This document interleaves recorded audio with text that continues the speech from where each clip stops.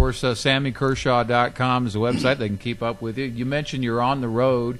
It must be great to always be able to make that connection with the fans. You know, I remember years ago in a little town, you came through and played this big honky-tonk there in that town, and, you know, everybody from miles around, as they always do in small towns, always come in to see the big artists. They do. And they wanted to see Sammy Kershaw that night. It was a big night. Everybody was talking about it. And being able to connect with those fans on a one-on-one basis like that, in those settings, in the live setting, how important is that for you? Well, it's real important. Now, you know, I do have to say, like, the internet has done a lot for us. Sure.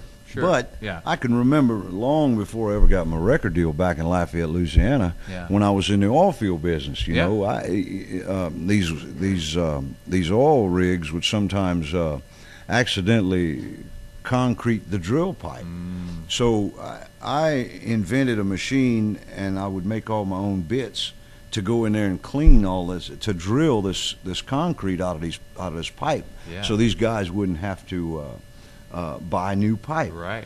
But I can remember every Wednesday morning before I would start, I would get up early and go down to Burger King. Yeah. And buy tons and tons of biscuits, sausage biscuits or egg biscuits, and hand deliver them to each one of the clients, you know. And I did that every Wednesday morning. That was important. Yeah. You know, that they saw you once a week and you did a little something for them. Yeah. So the yard was always full of pipe. Yeah, that's great. And it's the same thing with the fans, you know. You know.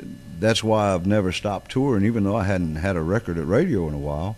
Still got to get out there and see those fans. They're the ones that keep you going when you don't have anything new coming out, or you want to take a little time off. They still keep you going. And you know what's different today, I think, and we talk about the internet, and it's all great and wonderful. But one of the great benefits is that we can, you know, the fans of Sammy Kershaw, they get Sammy Kershaw when they want them, and radio's great.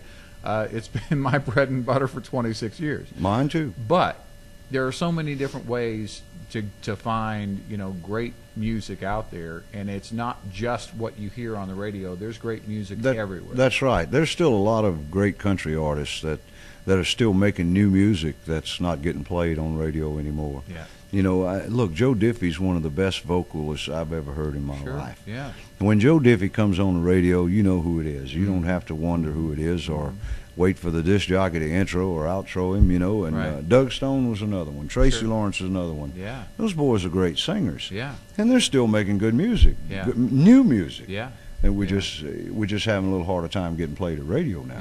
Yeah. When Sammy Kershaw goes into a studio, and you want to experience that song, you want to make sure you have that relationship with that experience in the song. That's right. Is there anything else that goes into putting that Sammy Kershaw brand on that song? Is there anything else that matters? Yes, there is. My albums can't take long. Yeah. When I go in, first I get all my songs lined up. Yeah. And when I go into the studio, for the first 3 days, I have the musicians lined up. We cut all the tracks, and while they're cutting the tracks, I'm in the booth singing them live. Yeah. And normally, after 4 days, I'm done with an album. I walk away because what I do is sing. The boys will lay down a track.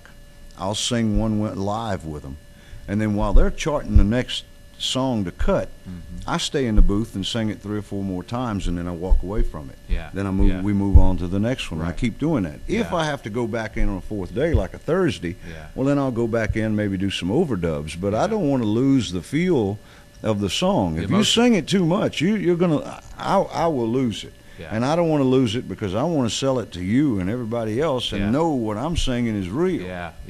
Yeah, and of course you feel that, of course, on a live experience. You're getting that feedback because your audience is telling you right away that you're exactly. And that's my favorite part of the business is the live shows. Yeah. You know, I love recording, I love doing videos and all that other stuff, but But the live shows and getting 600, 700, 800 miles overnight to the next town, and then packing it up that night and leaving again and headed another 600, 700, 800 miles. That's what I live for, is doing the live stuff. Because long before I started having hit records, now I'm a 21-year overnight success. It took 21 years before I ever got a record deal and a hit record. Right. So, you know, I was performing live in other people's songs for 21 years before I ever had a hit record. Right. So the live performances, to me, is where it started off for me when I was a little boy, and got that instant feedback right away. You know, it's not something I had to wait for.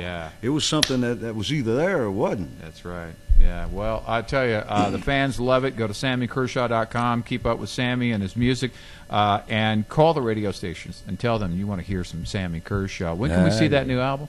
June the 8th, the new album will be out. All right. Good stuff here. Sammy, always love talking to you. Thank you so much, and we hope to talk to you again soon. Thank you. Good to see you again. Thank you. Yes, sir. My pleasure.